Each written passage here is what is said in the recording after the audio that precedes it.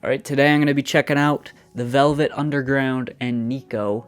This is a pretty classic album. I've seen this cover around a lot. I've seen lots of critical acclaim for this album. I'm pretty sure I've heard one song off this. I think it's the first one. But other than that, I haven't heard anything off this album. The uncut version of this reaction is going to be available on Patreon. It's $4 a month to get that. And it's $8 a month for priority album requests. And yeah, let's get into it. Let's jump into this banana. Sounds familiar, so yes, I think I've heard this. Sunday morning brings the dawn in.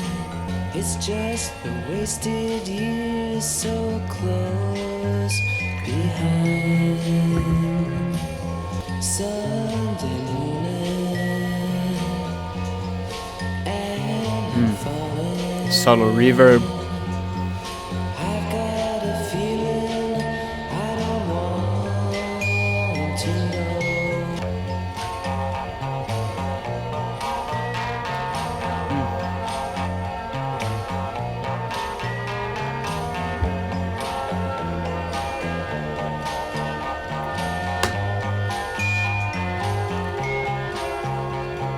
Sunday morning.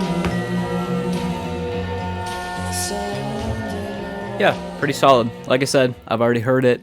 It's kind of lullaby-esque, very chill, very Sunday morning-y. It feels like kind of just waking up on a bright Sunday morning. There is a kind of a darker, I feel like, undertone to the lyrics, though. The song describes the feeling of staying up all Saturday night into Sunday morning. Maybe there isn't like a darker kind of tone to it, but yeah, overall, I don't really have much to say about it. It's a nice chill vibe.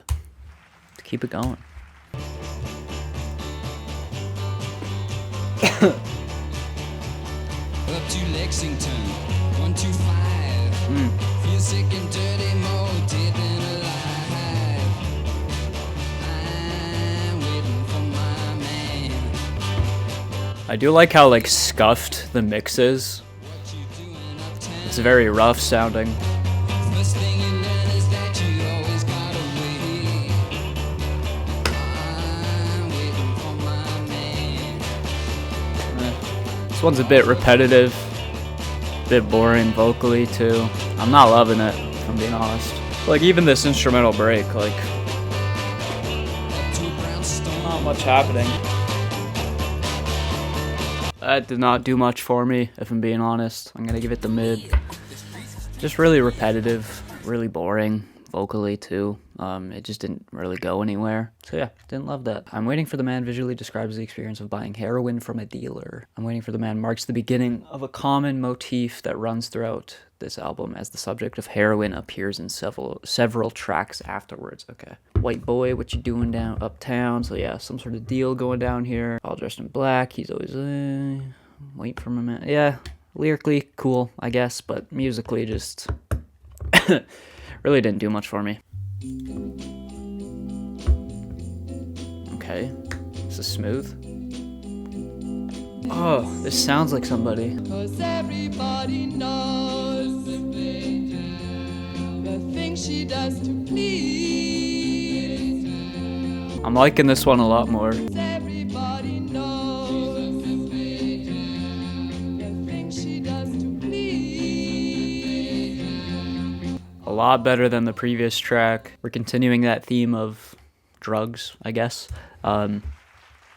Says this was a fiercely beautiful and seductive woman with an enchanting allure, but she died at 28 from accidental prescription medication overdose. Yes, we'll see how that theme continues going through. I mean, it's obviously here as well on this track. Musically, I liked that one a lot more. Just the guitar part felt a lot more dynamic and a lot more movement to the track, I feel like. And vocally, whoever this is, was a lot better than the previous vocalist on the other one. Was that Nico on the other one? I don't know anything about. Let's see, who's Nico? Nico. Maybe that was Nico on this track. Yeah, that was a lot better. Really enjoyed that one.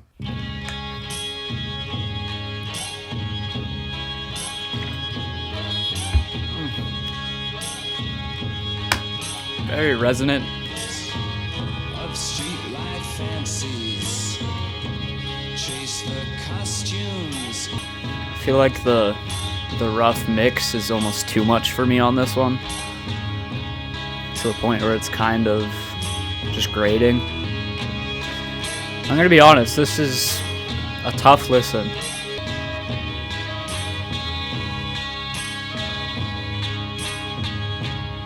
It's kind of growing on me a little bit. This part's cool. I mean, maybe it's going on a bit too long, but I'm kind of conflicted to how to feel about that track. Like, I was hating it at the beginning, to be honest. Like, I just could not stand it. Just the mix and just how resonant everything was and how piercing everything was. It was just really tough to listen to. I feel like I got a little bit more acclimated and used to it as the track went on, so it kind of grew on me as the track went on. There were some cool, like, string moments where they were going really, like, sliding up and down and just doing crazy stuff that was cool. I just wish I could hear it a little bit more clearly, and I get that that's probably the appeal. I don't know, that one was just a little bit too rough for my liking, a little bit too just abrasive and just hard on the ears, you know? I'm still gonna give it the mid just because it took me a little bit to get into. Teenage Mary said to Uncle Dave, I sold my soul, must be saved. Run, run, run, run, run, gypsy death of you. This is probably the oldest album I've reacted to on here. It's gotta be 1967. Run, run, run, run, run, take the dragon too. I like this chorus quite a bit. Run, run, run, run, run, gypsy death of you. Oh. Oh. That was crazy. This guitar solo, crazy. This sounds so distorted, just messed up, scuffed. That was pretty good. Still a little bit repetitive, a little bit boring, in my opinion, a little bit uneventful. But it was better than the previous one because there was no, like, outright just awful and abrasive sound that completely made it unlistenable. So yeah, that was pretty good. Like, not my favorite thing I've ever heard, but pretty solid. The guitar solo was fun. He was ripping at one point there, he or she. Like I said, I still do have some problems with the structures of these tracks. They just feel a little bit repetitive, but I guess it does kind of help to serve the storytelling type of lyrics here. Like, I feel like the recording quality, yes, I know it's 1967, but I feel like I've listened to some albums from the 70s and they were a lot better recorded than this. Like, so that's why I'm thinking it's probably a conscious choice to make a lot of these tracks sound just really messed up. But then one part of me was also thinking maybe it's just because it's 1967, but I don't know. Let me know down below. I just feel like there's a serious disconnect between me and this music right now. Like the guitar solos are definitely the highlight of this album so far, but pretty much everything else I'm just kind of blah. Crap. I should be eating a banana while listening to this. What am I doing? I'm slacking. Banana secured. Maybe I'll enjoy it now. Maybe this is the key. Maybe the understanding gets passed through the banana. I don't know. Okay, the banana isn't helping. Again. It's gonna be like my Pink Floyd videos. It's just gonna be a bunch of old people in the comments. Again, I don't even know what to say. This is how lacking this music is for me that I don't even really have anything to say. It was just another kind of just uneventful track. I will say the storytelling and the lyricism is good. Like, it's pretty solid. Next track is literally Heroin, okay. And I get the feeling that this was groundbreaking at the time too, which I have to keep in consideration. But I'm gonna try for the kingdom if I can. Some more 'Cause it makes me feel religious like themes, a maybe? man when I put a spike into my vein. Have made big decision. Why is that funny to me? I have made big decision. Okay, give me some life. Come on. Now you can't help me, not you Give me some progression.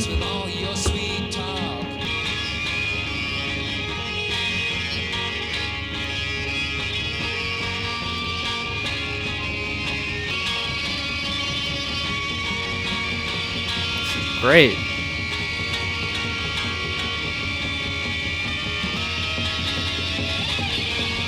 Oh.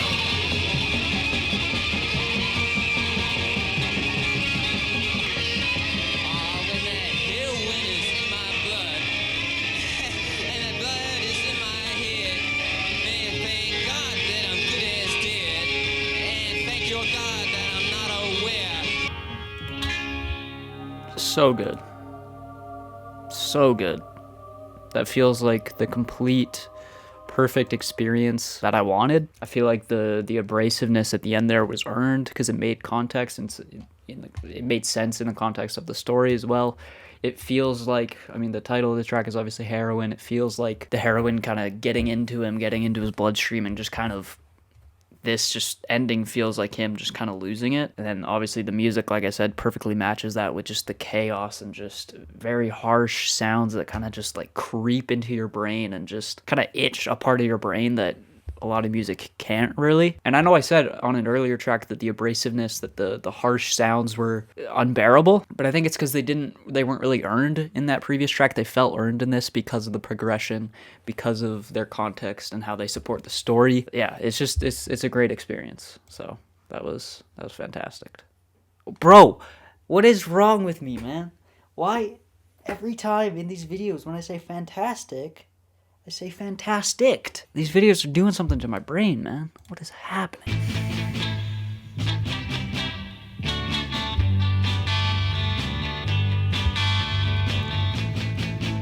Now take a look, there's no tears in her eyes. She won't take it from just any guy. What can you do? You better hit her.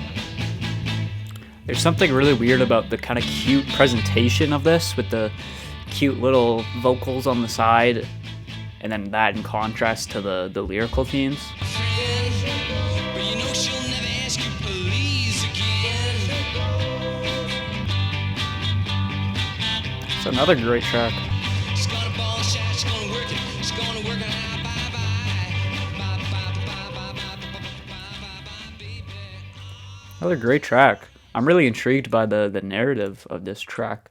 Obviously, it's about a prostitute here. It feels like it's not looking down on this person, though, which I really respect, because I feel like it's super easy to do that, especially with like sex workers and stuff like that. I feel like it's written from the perspective of a guy who's kind of being disrespectful to this person, but overall, the sentiment of the track, it feels kind of just like sex worker positive. And vocally and instrumentally, like I said, it had this cute kind of little feel to it, which was a interesting and strange but cool kind of juxtaposition with the lyrics. So maybe this album's winning me over. We'll see. That's 2 tracks in a row that I really like. When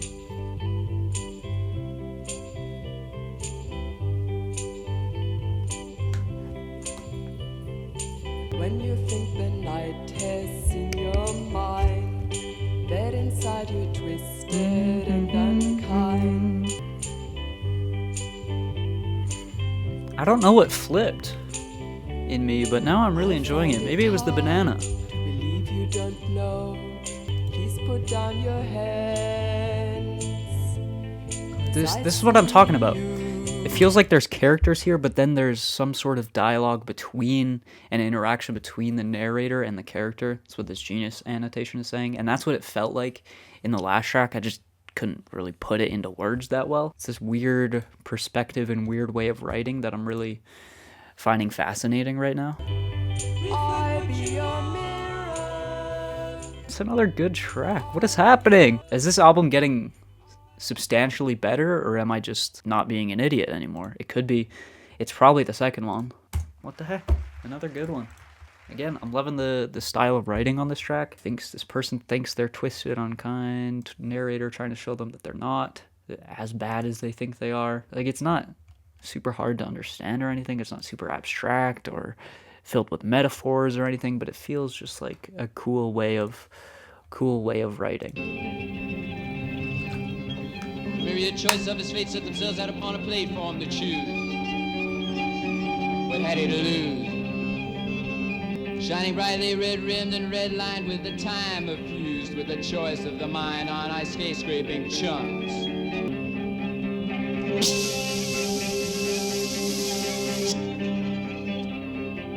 And if Epiphany's terror reduced you to shame, have your head bobbed and weave. Choose a side to be on. Choose to choose. Choose to go.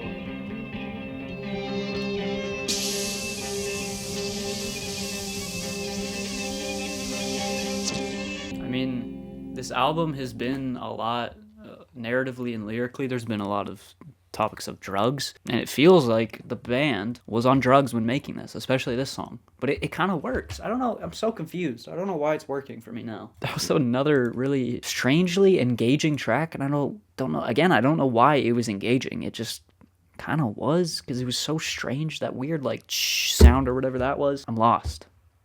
I'm genuinely lost. I don't even know if I gave that a rating. That's how lost I am right now. Okay, we're going to move on to the last track. It's almost 8 minutes long.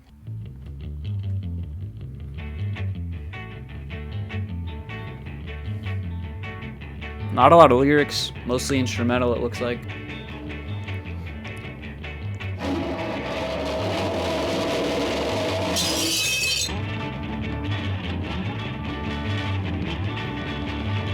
Maybe you have to be high when you listen to this.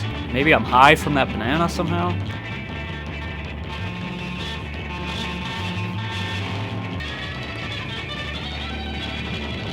Oh my gosh. Oh my.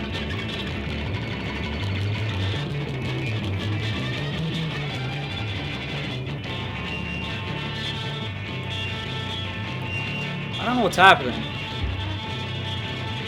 but I kind of love it.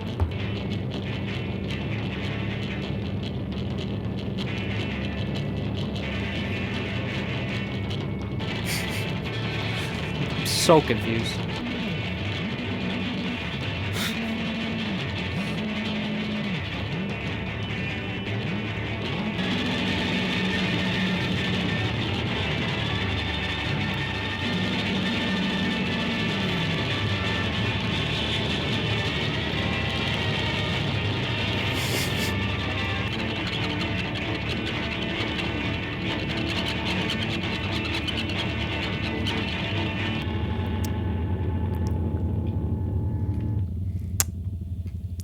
Okay, let's go back to the first track, just so we can see.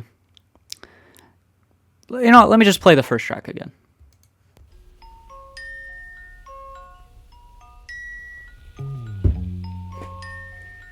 How do we go from the sweetest little lullaby to this?